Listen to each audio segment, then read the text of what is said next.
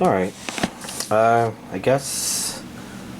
Let's start. We actually have a number of packages to go through, but I'm opening this one first because this is the big Right Stuff package that,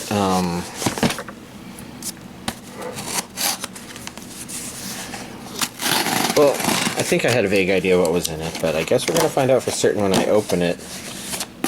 Take this piece of paper out,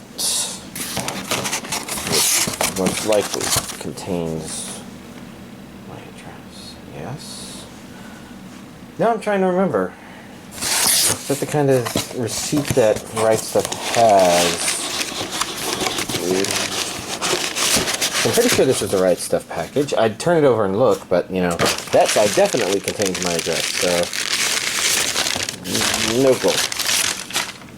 Okay. But yeah, this does have what I thought. Okay. Well, let's just keep going. Next up, we've got one of these evil packages that...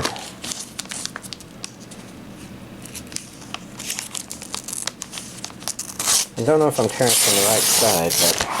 oops. Didn't mean to completely disconnect it, but...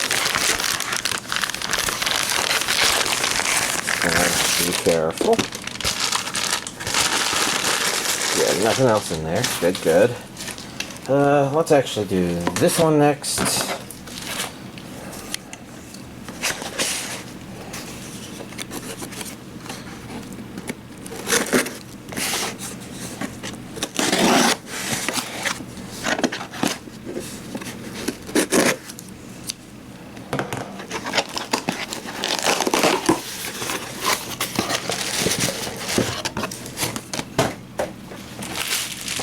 Okay, and then all of these,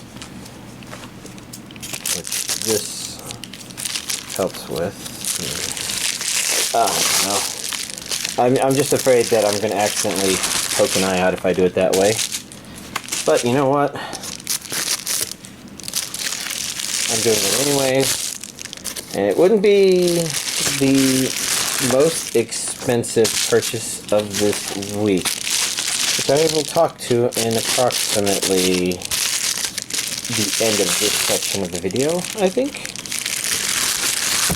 Right, the priority here is anime. Basically, you know, y'all are watching the anime DVD collection update, not the other stuff. Y'all might enjoy the other stuff, but I'm Kakushigoto.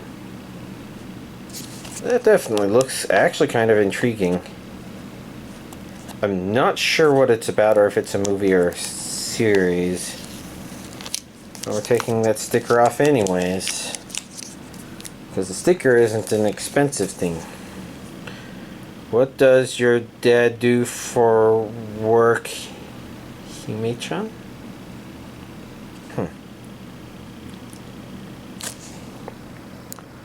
I'm not sure what to make of that imagery there. I see regions A and B. I see an English and a Japanese dub.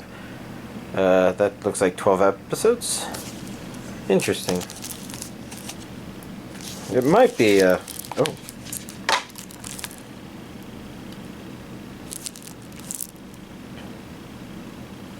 It's a very different scenario. I'm trying to think if... because... what does your dad do for a living, Hime-chan? So it kind of makes it seem like... is it him asking her that question? Which would mean that he's not her dad? Or is it her dad and it's a father-daughter sort of thing? Because it's also possible he could be kind of like a father figure. I guess the briefcase makes me think he's not like a teacher or something. I don't know. Definitely curiosity.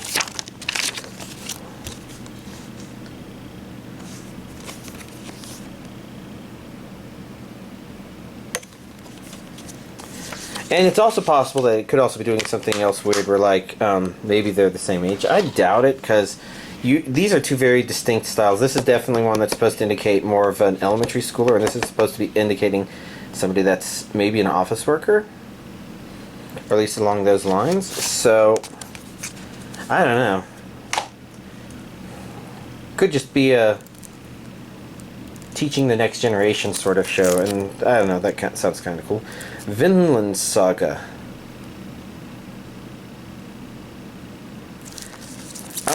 I was just thinking, does this have something to do with, like, Vikings or something? The name sounds familiar, but X-World, buried in blood and ice, nothing will stop his quest for vengeance. That doesn't sound very Viking to me.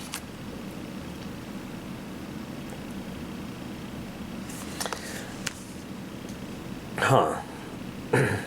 All 24 episodes on 3 discs. I see a region A there. English and Japanese, so there is dub. There's also loose discs. I'd say loose discs sink ships, but my pinky probably does that more, because y'all maybe didn't see, but the pinky is like went up there to try to balance it, but of course that meant that it probably left pinky grease stain on the Blu-ray, which I guess they can handle, but still, I try not to do that.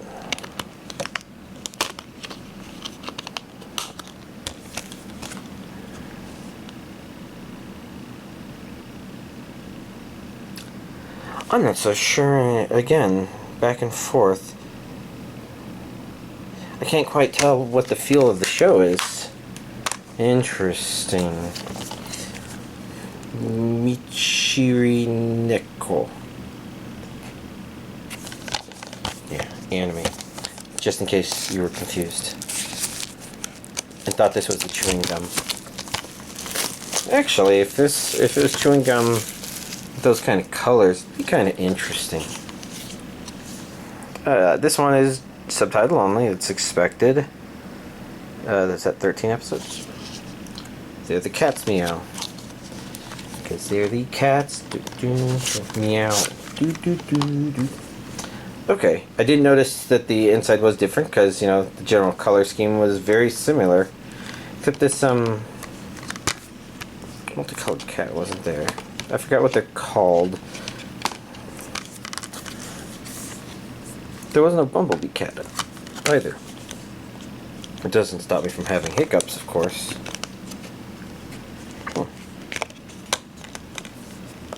You know, this is not one that I know about, not one that I would consider a personal high preference, but, you know, I still really appreciate when Eastern Star Discotheque, that says Crunchyroll. But I do believe that's the Eastern Star and Discotheque symbols. I do appreciate when they bring things that might easily get overlooked. Lupin the Third, Part 3, Episodes 1 through 50 on Blu-ray. This is the Pink Jacket Adventures. Oh yeah, he was wearing a pink jacket at some point, wasn't he? Was he not always wearing a pink jacket? It seems like that's the case. Jeez. Come on. It's kind of not wanting to come out. It's not like it feels like it can't. It just feels like it's stopping. Jesus. Okay, what happens if I try to go the other direction? Well, I can't even go backwards now.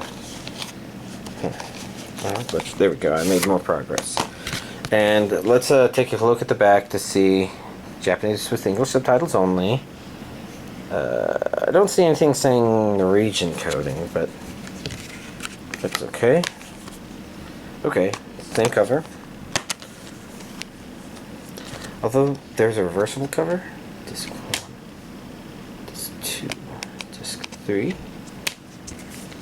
and Disc 4. So if I preferred that, I could invert it. Which I'd like to say that I do, but I'm not going to work on it right now. Especially since I already know it's going to be difficult getting this back into the sleeve for some reason.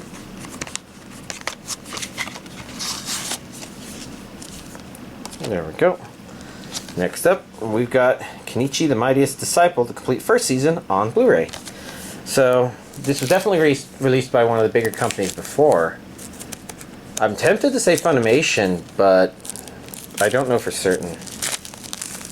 So it's very possible that this just fell out of their license, and in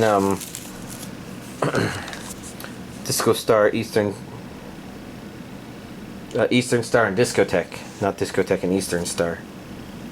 Wait. No. Whatever. Anyways, I expect there to be a dub, because there was a dub before. Region A. Where does this say how many episodes it is? Right there. That's 20-something episodes from Went to Warrior. Sort of. And I remember it being a pretty fun show.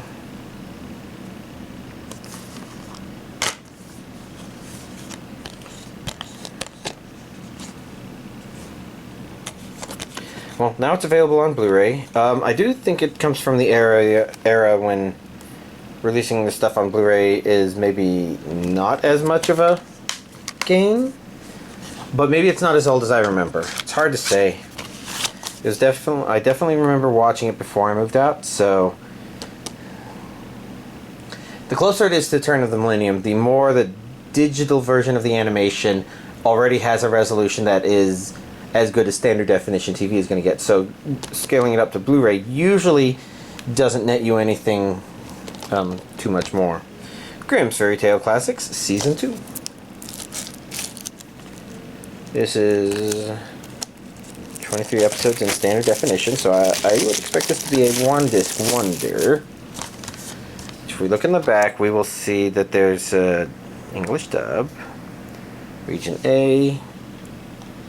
I suspect this is kind of an older series. That was the impression I got when I poked around last time. I obviously never watched it.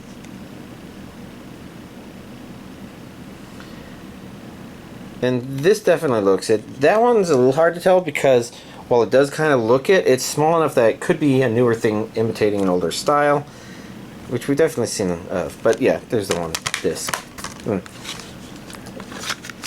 I think it's nice. It feels nice to have that, even though I'm probably not going to prioritize watching it. Future Robot Daltanious.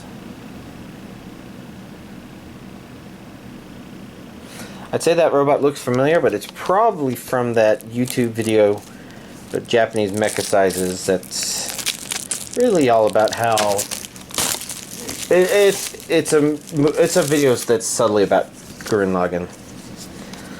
Okay, looking at the back real quick, I see the A. I see Japanese with English subtitles. Can the Earth be saved if it's already lost? Maybe. I mean, I can definitely think of some anime that got made into Macross that would seem to imply that. Maybe. Oh, he has a lion on his chest. They really like their lions. Sorry, Rick and Morty. It's not GoBot, or it's not ferrets.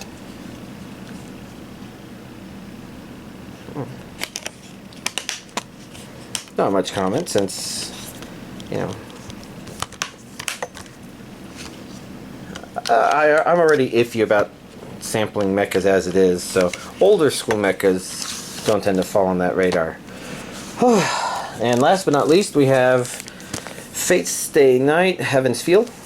Holy shit, this thing is heavy. And right now, I have to double check to make sure. Oh yeah, this was a 3-movie thing. So this might not be the only movie, unless this is a 3-movie collection. It is heavy enough that it could be. Oh, I guess that comes off. So let's see, what can we discern from this before we toss it? It's an exclusive drawing, exclusively drawn original soundtrack.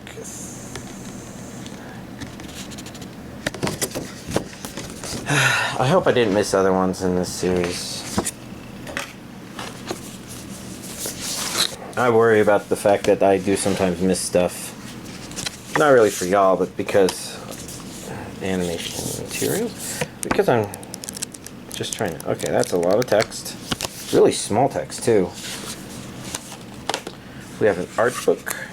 Heaven's Field Part 3.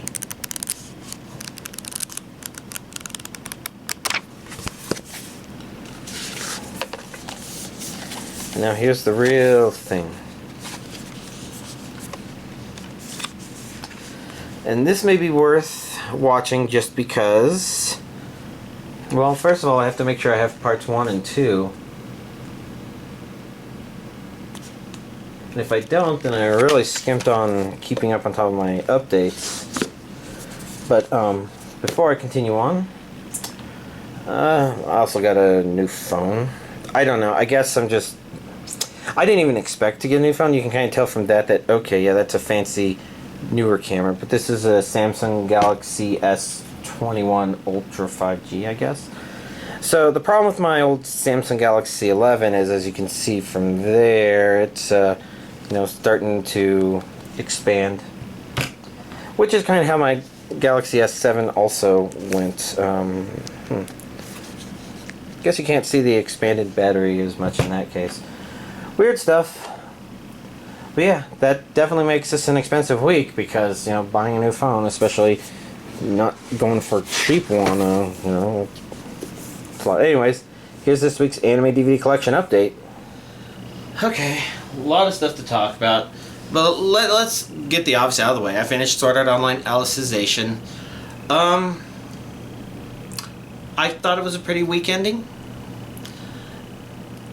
I didn't feel like I got some satisfaction out of it that I would have liked to get. And this should have been obvious, because I did... I know I complained about this sort of stuff, but I don't remember if I complained about it on here or just to my friends while we were watching it, because it is a little spoilery, that complaint, but...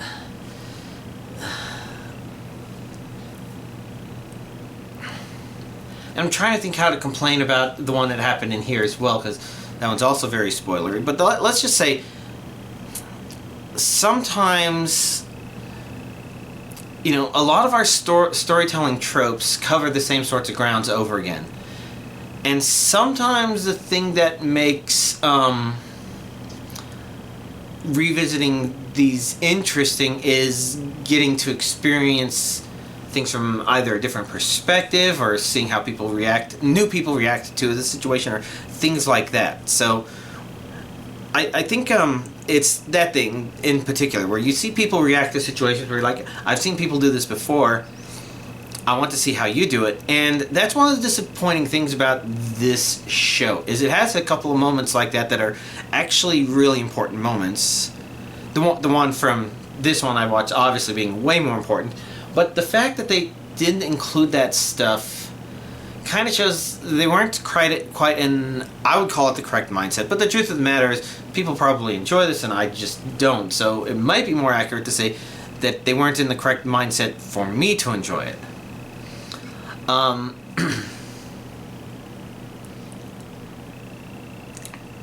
And, it's just a long series of things about this that have been weak, and it's really quite weird, because, my friend looked at it and talked about, milking a cash cow, and it's like, while it kind of feels like it, it also feels like the real problem with Alicization is it feels like somebody went in there thinking a lot of this stuff was smart, and none of it was. I say none of it, and that's probably not quite true, because at this point it's really easy to remember the things that didn't work versus the things that did work. Because, for example, it's the animation's pretty great, the character designs are pretty great, there's a lot of things about it that are great and get you kind of into it, but my complaint for the whole series has basically been that it looks pretty, but its substance leaves a lot to be desired. Sometimes it's being... there's stuff that I complained about last week that were still a little bit present here that just don't make no fucking sense. And whatever. I can complain about more stuff, but I think I have to get into details, and I try to explore that. I think the end goal, the end takeaway for this is, I think they tried to have a bigger boss battle than they did at the end of the first season, but this one felt faker, like they were just having to pull shit out of their ass. Whereas, at least the first core, it kind of felt like a big thing that it was kind of natural for it to lead up to. Which is weird. But, I'm done with it, and we'll see what happens when the next Sword Art Online thing comes out, because I doubt they're going to ever be finished with it. Well, they will, but... let's move on to something more positive. Made in Abyss. So this is the 3-film theatrical thing. And so, you know, my big fear watching this was that one thing I can do with episodes is I can definitely come up with concrete times where I'm like, okay, well, right now I want to be focusing on something else, but I'll put another 5 minutes in to finish this episode so then I can focus on that. So episodic nature of stuff makes it easy for me to digest stuff in my ADHD sort of world. I haven't been officially diagnosed or anything. I'm just saying it from the point of view that I like to multitask so much that sometimes I just don't give something my full attention. And so I decided to go ahead and do this because I would rewatch the first 2 movies because at a minimum I could just pause in the middle of stuff and then continue, and you know, since I had seen it all before, it would be natural. But the interesting thing was I found it to be something that was really easy to have on. You know, I forgot just how pleasant it is to watch the show. And the other interesting thing was that I didn't really get a good feeling in the movie when the episodes cut in the original series. I don't remember. So, and take this with a grain of salt, because I wasn't such a big fan of the original series that I would notice big differences. But this is the sort of thing where, you know, being a step away from that, it was a pretty natural flow. It felt to me like I could, if I wanted to show anybody else the series, I could just go to these movies as opposed to the series. And maybe it's the same amount of time, and maybe that's why the timing is right. And the series didn't really end episodes at episode breaking points, per se. But I don't know. I guess it's really just good things that the way the story flowed worked well in episode form, but worked really well in movie form as well. And again, not the biggest fan, so it's possible there may be little scenes here and there that I missed, or maybe there's timings that I missed, but for the most part, it felt like a very satisfying, oh, this was the same experience I got watching the series.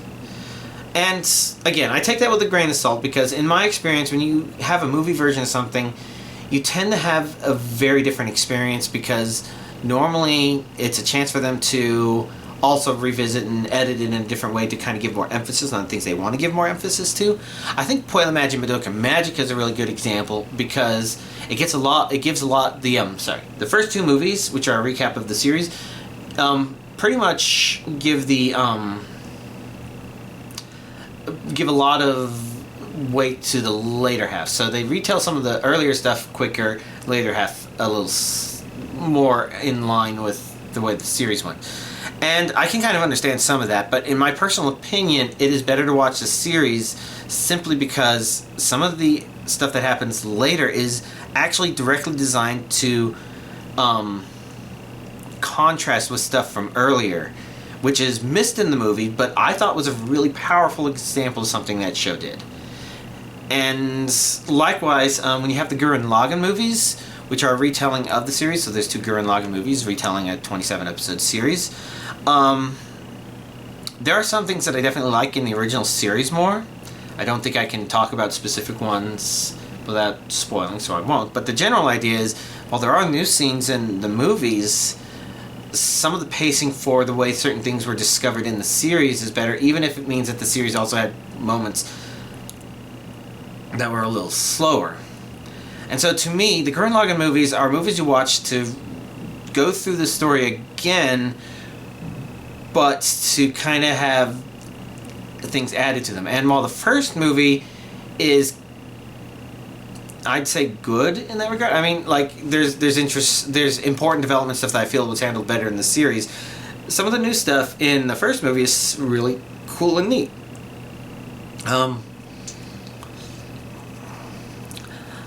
If I were to try to point something out without being too spoiler, I still prefer the way the series handled the "that's what he meant" scene. I think it's more like, so that's what he meant. Because while the one in the movie is cool and all, I felt like the one in the series is just more authentic to the character there, and the one in the movie was just that, oh, we need to find a way to squeeze that in, sort of. Now, the second movie, which has the same name as the last episode of the series, which is The Lights in the Sky Are Stars, Now, I don't like the fact that there's an important battle that's kind of skipped over, so that's something definitely better in the series. But in the second movie, you know, it kind of moves forward, and it really builds up some of the action scenes in ways that are incomprehensible. And if you've seen the series but not the movie, you should be saying, wait, what do you mean? And to that I can say, you should just watch the second movie. If you haven't seen the second movie, you should just watch it. I think even if you haven't watched the first movie, you might be okay watching the second movie. Because I think the big changes only happen in the second movie. Unless I'm misremembering something. Okay, so that's examples of series versus movie comparisons. But I didn't feel any of that at all with Made in Abyss. It felt very natural when I watched it as episodes, and felt very natural when I watched it as movies. So then the third movie covers the content beyond where the series was. So if you watch the series, you can literally just watch the third movie. There isn't any new information to be discerned from the first two episodes, or the first two movies, as far as I can tell. Maybe somebody else would have a different point. But, you know, third movie is where the new stuff is. And I'd say a bit mixed. It's definitely something where you can watch it, but it's horrible to kind of watch it from the point of view of where you were at the end of the series and at the end of the second movie. Actually, technically from the end of the series, because once you knew, okay, now there's a movie version, the satisfaction is a weird mix where you feel like it did move forward and did very interesting things. It was very neat and relevant and very Made in Abyss. I can't help but feel like one of the things that kind of brings us into the series is, as we go through it, we kind of learn about the Abyss and the nature of the Abyss and stuff like that. And we meet interesting characters along the way who are a big part of that. And Jesus Christ, Ozan is awesome. I forgot just how fucking awesome she is. And it feels like our knowledge of the Abyss does not progress forward very fast. Like, it progresses very fast in the first movie because it's kind of dealing mostly with just the Abyss. But the second movie is pretty much just about Nanachi. And if you've never seen it and you've heard the name Nanachi, then you're like, oh, wait, that character is that important? And yes, that character is that important. But when you learn about Nanachi, you learn about a lot about some of the nature of stuff just in general. And it feels like the third movie is more of a resolution to some of that stuff as opposed to adding on a whole lot more. So there's progress, and it's great because this series is kind of all about this dark progress sort of concept that is going down into Abyss. That doesn't sound like a very good thing. And that's kind of the point of the show in a way. Excuse me. But yeah.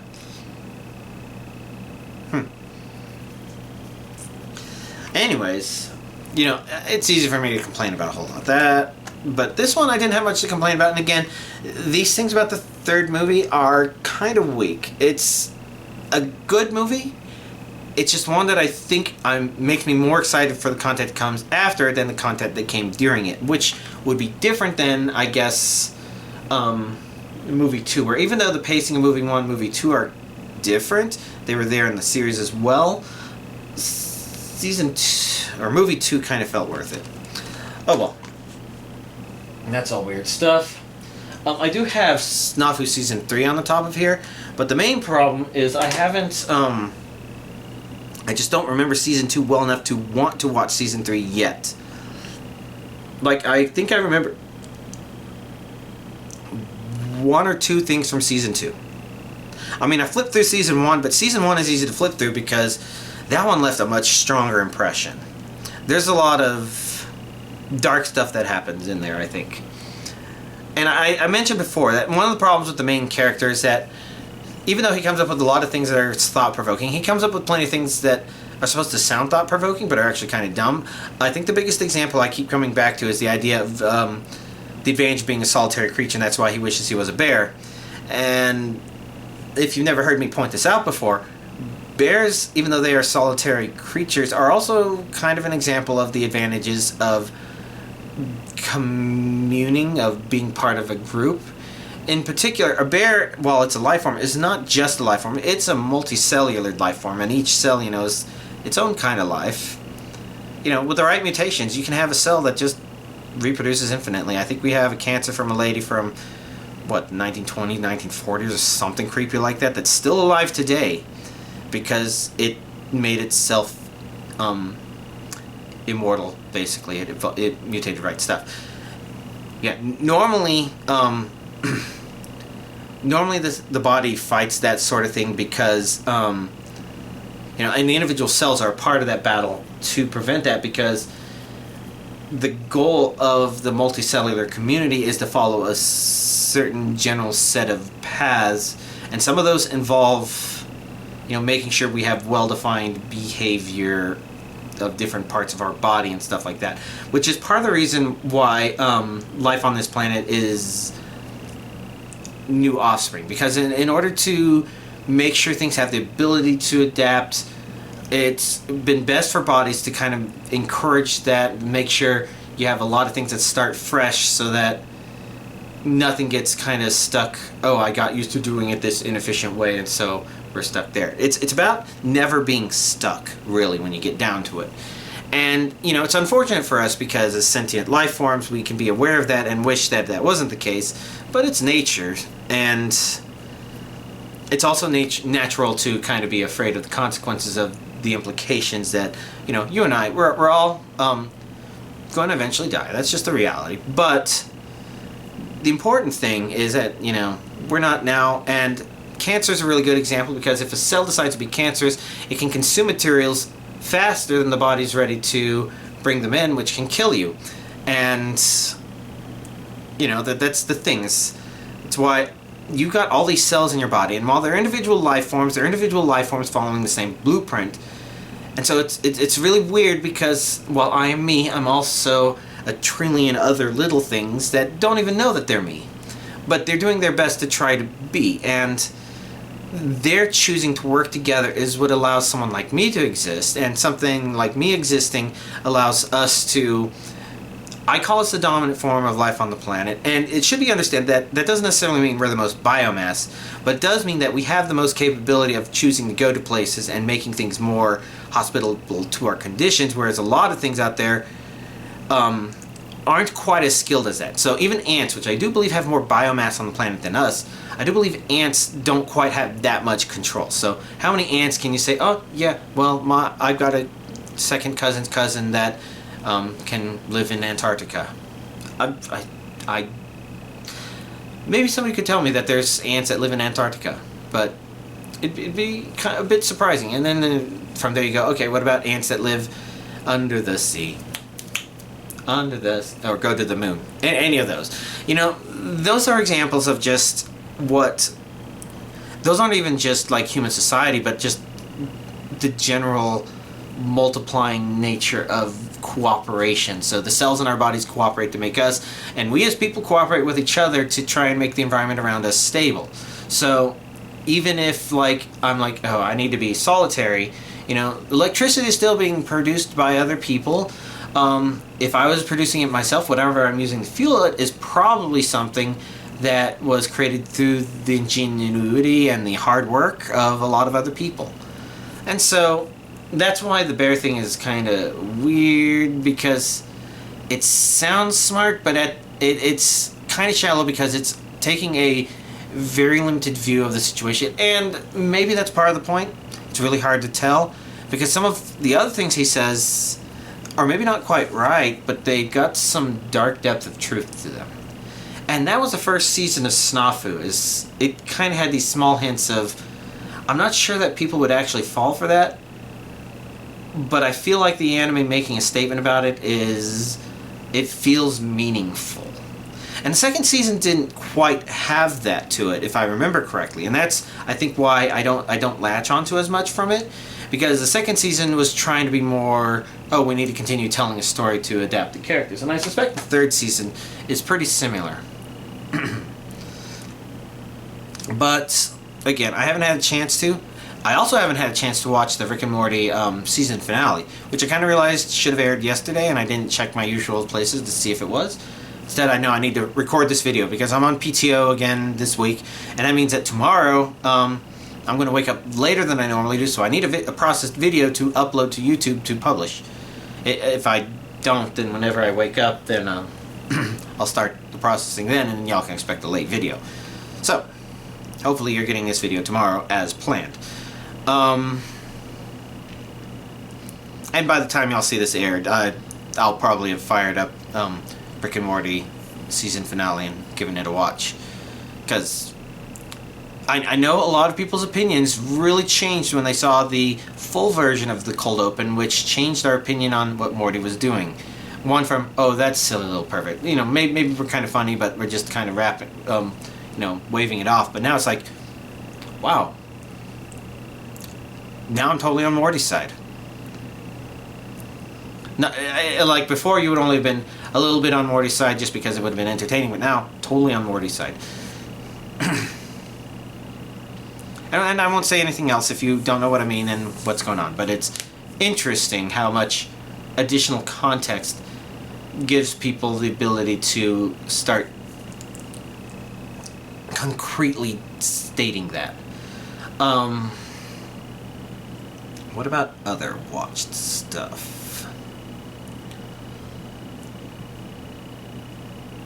I don't know, because I'm trying to think where the weekend went. I know that I've been intending to watch more Max Level from Killing Slimes for 300 Years.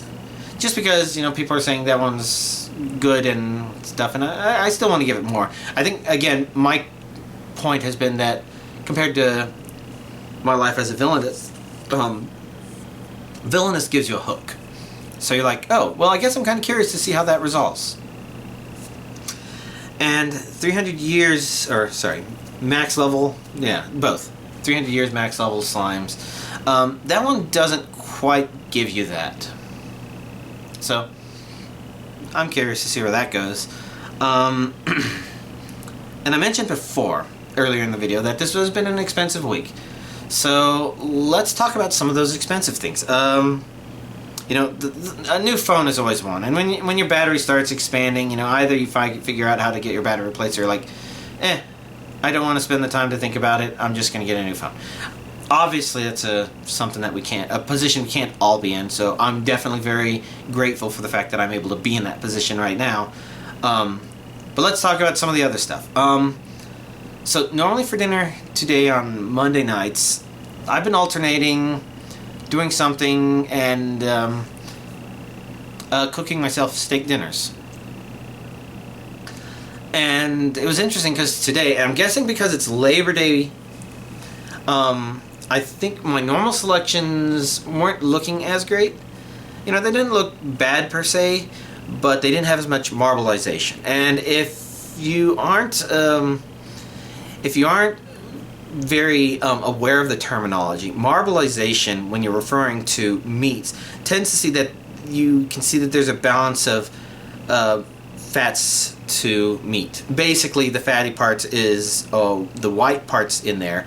And so, if you want something that tends to taste good, you look for something that has a better balance of the red and the whites, because normally you can have cuts of meat that are mostly the reds, and this comes from mostly a taste perspective. You can obviously do preparations to make any of the meats inside of an animal perfectly tasty, and I'm mostly talking about, like, when it comes to steaks in particular, you're really looking for that, because usually your goal with steaks is to try not to cook the steak too much. And I don't think I've done a video yet on cooking of steaks, so maybe that's what I'll try to do if a Monday comes along. I'm like, oh, I'm not going to have anything to show, so I guess I should do a steak dinner night, and this time I should record it. But in a nutshell, you know, the ribeye steaks that they had up there were a lot redder than, you know, a lot more solid red than normally I'm used to getting, and I'm like, and I look over, and I've known it's been there for a while, but I've not been purchasing it because, you know, there's been really good other options. But today I decided,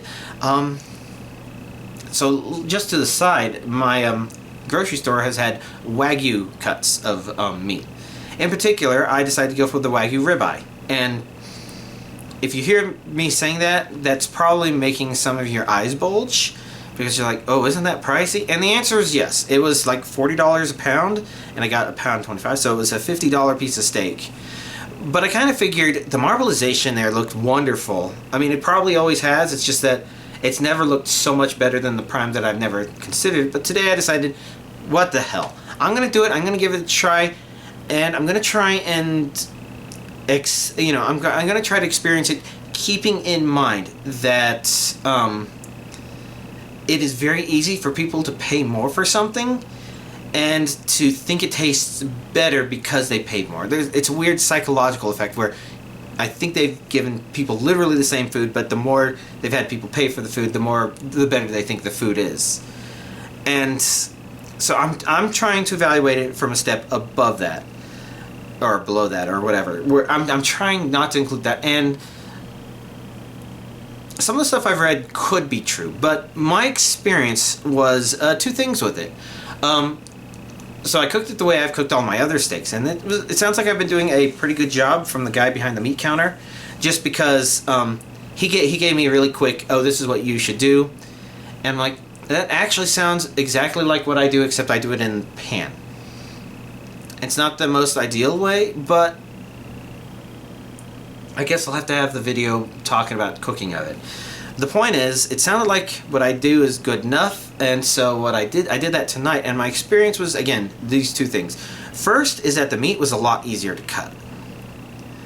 And I just mean like consistently throughout.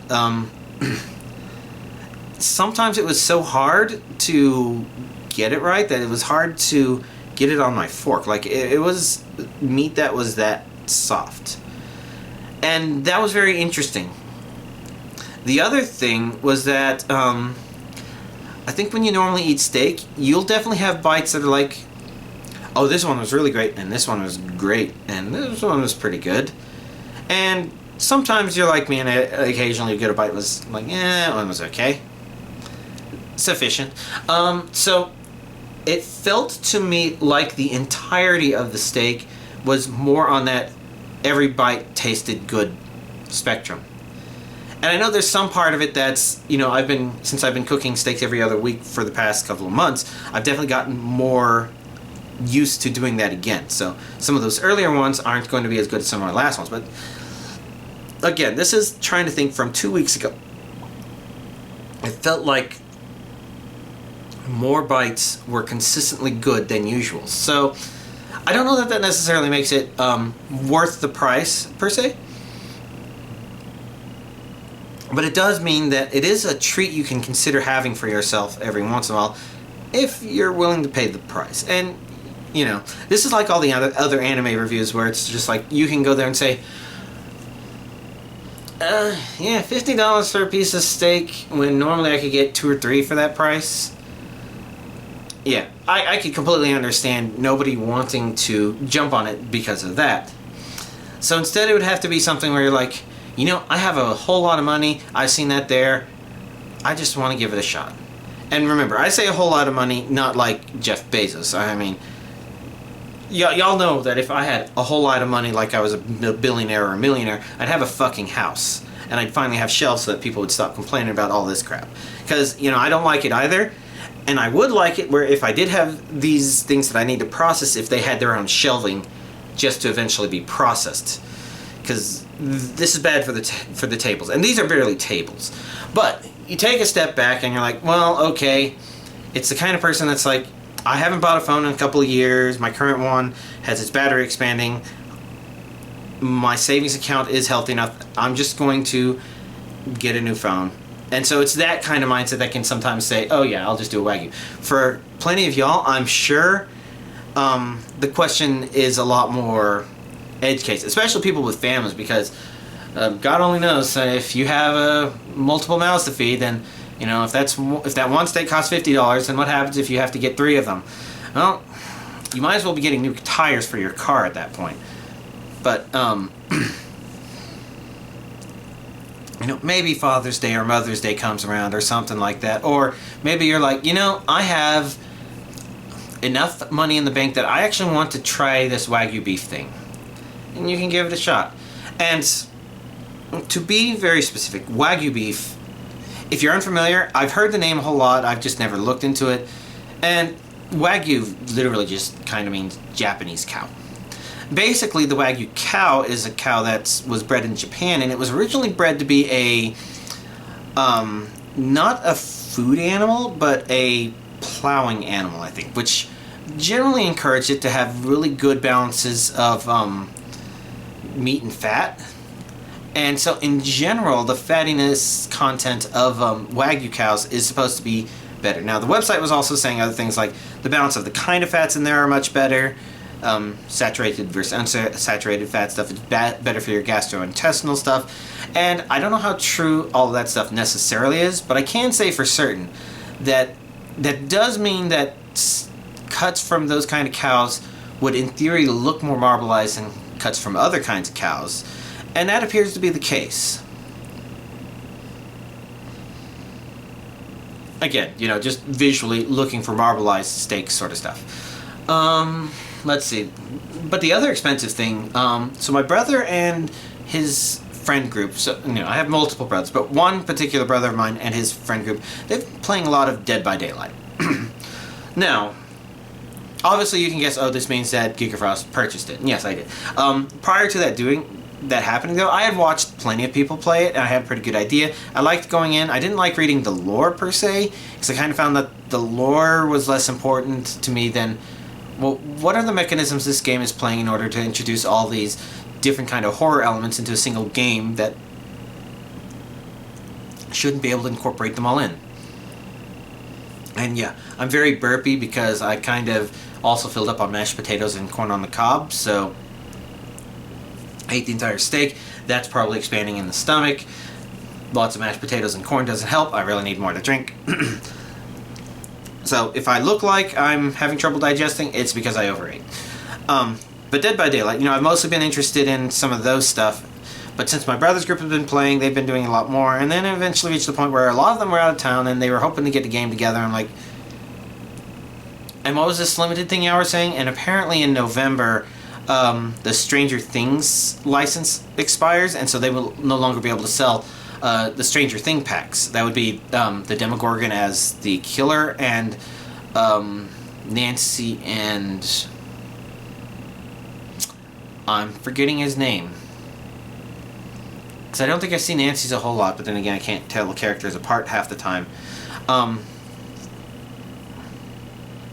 Yeah, basically, maybe it's Steven or something like that.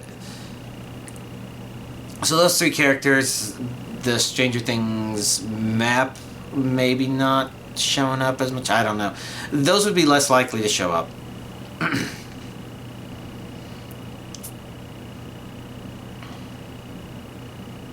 I say less likely. I mean, like, they might not even be there. I know new people can't purchase the content. That's all I know.